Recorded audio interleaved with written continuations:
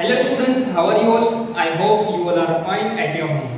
Students, हमारे पहले video के अंदर हमने टेक्सचुअल रिप्रेजेंटेशन और टेबुलर रिप्रेजेंटेशन के बारे में हमने बात की थी। प्रेजेंटेशन डेटा जो है तब अच्छा लगता है जबकि वो डायग्राम फॉर्म के अंदर हो। Diagram is the most important and most suitable for representing data. So students, जो है डायग्राम प्रेजेंटेशन हमारे लिए बेहतर है। तो आज हम हमारी दूसरी वीडियो के अंदर हम सीखने वाले हैं 4 टाइप्स के डायग्राम। सबसे पहले जो डायग्राम है वो सिंपल बार डायग्राम सीखेंगे। नेक्स्ट जो है वो क्लस्टर्ड बार डायग्राम, थर्ड है वो divided bar diagram and fourth है वो पाई डायग्राम। चलो तो हम चलते हैं। सबसे पहले सीखेंगे सिंपल बार डायग्राम। सो स्टूडेंट्स, यहीं पे सबसे पहले जो है हम पिक्टोग्राफ समझेंगे। A pictograph is the representation of data using images। तो देखो यहीं पे किस तरह से उसको रिप्रेजेंट किया गया है, इमेजेस के थ्रू। यहीं पे सबसे पहले देखो मैंने यहीं पे लिखा हुआ है एडम 1 represents 10 toys, मतलब एक जो टॉय है वो 10 रिप्रेजेंट करता है। तो क्या करेंगे, सबसे पहले देखो यहीं पे नाम दिए हुए देयर आर 5 नेम्स। एडम जो है उसके पास 2 टॉयज है। एडम के पास 2 टॉयज है। एक टॉय जो है वो 10 जो है वो टॉयज रिप्रेजेंट करता है, मतलब कि यहीं पे 10 टॉयज रिप्रेजेंट करता है। तो 10 into 2 इट मींस कितने टॉयज हुए? 20। लिली के पास कितने टॉयज है? 4 टॉयज है। तो 1 टॉय जो है वो 10 रिप्रेजेंट करता है। तो 4 into 10 मींस कितना हुआ? 40। सारा के पास कितने टॉयज है? 3 टॉयज है। तो इसका जो है हम मल्टीप्लिकेशन करेंगे तो आपको उसका आंसर मिलेगा। तो ये जो है सिंपल पिक्टोग्राफ का इस तरह से जो है उसको रिप्रेजेंट किया गया है। अभी हम देखेंगे नेक्स्ट उसके अंदर सिंपल बार डायग्राम, जो हमने पहले ऑलरेडी पढ़ा हुआ था। इसके अंदर सिंपल बार डायग्राम के अंदर उसका सबसे पहले डेफिनेशन देखते हैं कि simple bar diagram represents value of only one variable. Only and one variable, एक ही वेरिएबल जो है उसके अंदर हम क्या करवा सकते हैं? रिप्रेजेंट करवा सकते हैं सिंपल बार डायग्राम के अंदर। Always you remember this thing.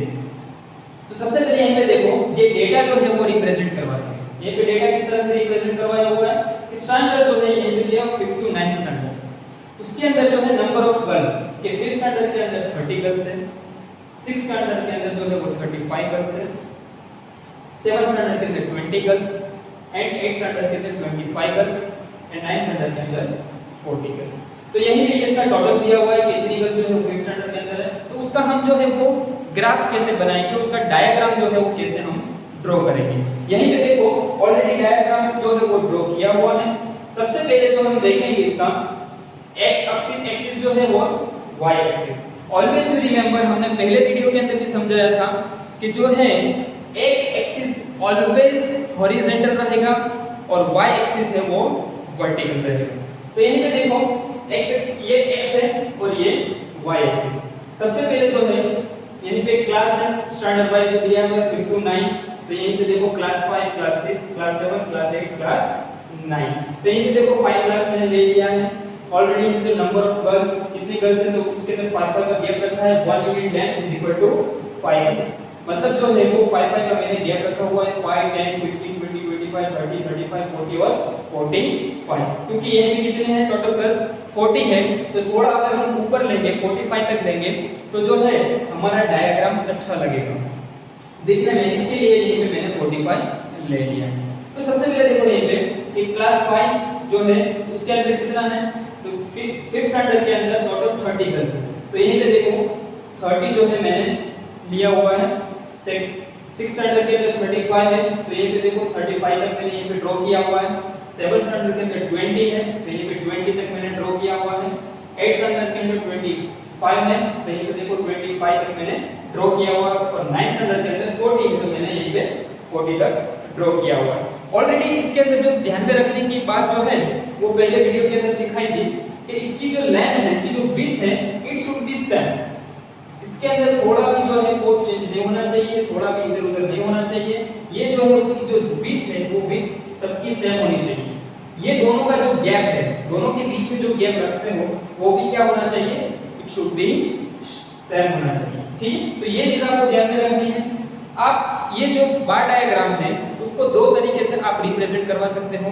एक तो जो है वो वर्टिकल करवा सकते हो और एक वो हॉरिजॉन्टल करवा सकते हो। इसका जो है ये इस तरह से उल्टा भी आप उसको क्या करवा सकते हो, रिप्रेजेंट करवा सकते हो। नाउ स्टूडेंट्स, हमारा जो है वो सेकंड डायग्राम है क्लस्टर्ड डबल बार डायग्राम। क्लस्टर्ड का जो है दूसरा नाम है डबल। अगर आपको एग्जाम में पूछते हैं क्लस्टर्ड की जगह पे अगर डबल बार डायग्राम पूछते हैं तो भी ये रिप्रेजेंट हमको करवाना है। तो यहीं पे सबसे पहले देखते हैं इसके डेफिनेशन की। क्लस्टर्ड बार डायग्राम क्या है कि in this type of a graph values of a common variable and over a common base are given for more than one section of related parameters। क्या बताइए कि for more than one section, एक section से ज्यादा अगर हमको variable क्या करवाना है, शो करवाना है, तो क्या करेंगे हम, ये क्लस्टर्ड बार डायग्राम का यूज करेंगे। एक फॉर एग्जांपल दिया हुआ है कि if the base is time period के हिसाब से हम देखते हैं कि the variable is literacy level and its value are expressed for two categories, namely क्या दिया है, females and males दोनों को, then for one time period male and female को दोनों को एक ही टाइम पीरियड के अगर हमको उसको शो करवाना है तो क्या करेंगे, ये देखो कि 2 bar showing literacy level for females and males. तो हमको क्या करना पड़ेगा, 2 बार की रिक्वायरमेंट रहेगी, मतलब एक ही टाइम पीरियड के अंदर 2 बार हमको क्या करना पड़ेगा, ड्रॉ करना पड़ेगा। ये भी देखो respectively are drawn in a cluster. So to create proper visual effect and help comparison each bar is coloured differently and value which it represents are indicated on it. तो अगर हम एक ही साथ एक ही टाइम पीरियड के अंदर अगर हम 2 बार जो है 2 बार एक ही साथ जो है अगर ड्रॉ करते हैं तो उसका जो कलर है वो क्या होना चाहिए, इट शुड बी डिफरेंट, वो अलग होना चाहिए ताकि हम अच्छे से उसको क्या करवा सके, रिप्रेजेंट करवा सके, दिखा। सो स्टूडेंट्स, हम क्लस्टर्ड बार डायग्राम का एग्जांपल देख लेते हैं। सबसे पहले ये देखो, ये डेटा ये इस तरह से शो करवाया हुआ है, डेटा लिखा हुआ है। तो by monthly sale of chocolate boxes of different size in a shop. तो ये देखो चॉकलेट के जो बॉक्सेस है वो अलग-अलग साइज के मंथ वाइज जो है वो सेल होते हैं। तो यहीं पे टेबल के अंदर रिप्रेजेंट करवाया हुआ है, जान से फेब तक जो है जनवरी से फरवरी तक स्मॉल साइज के 30 बॉक्स, मीडियम साइज के 15 बॉक्स और लार्ज साइज के 25 बॉक्स क्या हुए, सेल हुए। फिर नेक्स्ट वीक के अंदर जो है मार्च से अप्रैल तक स्मॉल साइज के 40 बॉक्स, मीडियम साइज के 25, लार्ज साइज के 50 बॉक्स वो क्या हुए, सेल हुए। फिर जो है मई से जून तक स्मॉल साइज के 50 बॉक्स, मीडियम साइज के 25 बॉक्स और लार्ज साइज के 35 बॉक्स। इसी तरह जुलाई और अगस्त में, इस तरह सितंबर और अक्टूबर में और नवंबर और दिसंबर में, मतलब पूरे साल का जो है वो अलग-अलग साइज के कितनी जो है चॉकलेट के बॉक्सेस सेल हुए उसका यहीं पे ये पूरा जो है वो टेबल के अंदर डेटा शो करवाया हुआ है। अगर हमको वही डायग्राम के अंदर अगर हमको रिप्रेजेंट करवाना है, अगर डायग्राम के अंदर हमको रिप्रेजेंट करवाना है तो कैसे करेंगे, उसका यहीं पे ऑलरेडी मैंने डायग्राम जो है वो ड्रॉ करके दिखाया हुआ। सो स्टूडेंट, सबसे पहले जो है ब्लैक कलर है, तो यहीं पे सबसे पहले देखो वो स्मॉल साइज है, तो स्मॉल साइज के अंदर जनवरी फरवरी तक कितनी सेल हुई थी और 30, तो ये देखो 30 तक ड्रॉ हुआ है, ठीक है। 10 का मैंने गैप यहीं पे रखा हुआ है, ठीक है। फिर जो है ये है मीडियम साइज, इस टाइप की जो स्ट्राइप मैंने की हुई है उसके अंदर है मीडियम साइज। तो मीडियम साइज के अंदर कितने बॉक्सेस सेल हुए थे, 15।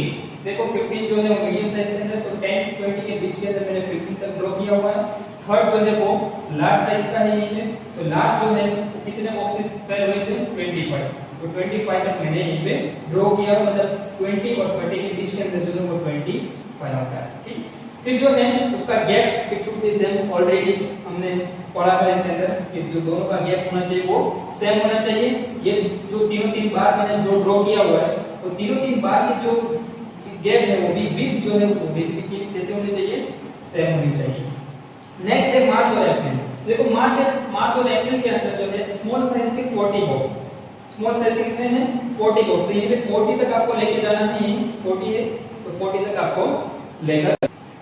सो स्टूडेंट्स, मार्च और अप्रैल 2 महीने के अंदर जो है स्मॉल साइज की 40, तो देखो ब्लैक कलर स्मॉल साइज है, ये 40 तक लेके गया है। फिर जो है 25 मीडियम साइज है, ये देखो मीडियम साइज की 25 है, तो 25 तक मैंने ड्रॉ किया हुआ है, मतलब ये 20 और 30 के बीच में 25 आता है, तो ये पे देखो 25 ड्रॉ हुआ है। फिर जो है लार्ज साइज कितना है, 50 है, तो देखो ये पे 50 तक मैंने ड्रॉ किया हुआ है, ठीक। इस तरह से आपको ड्रॉ करना है।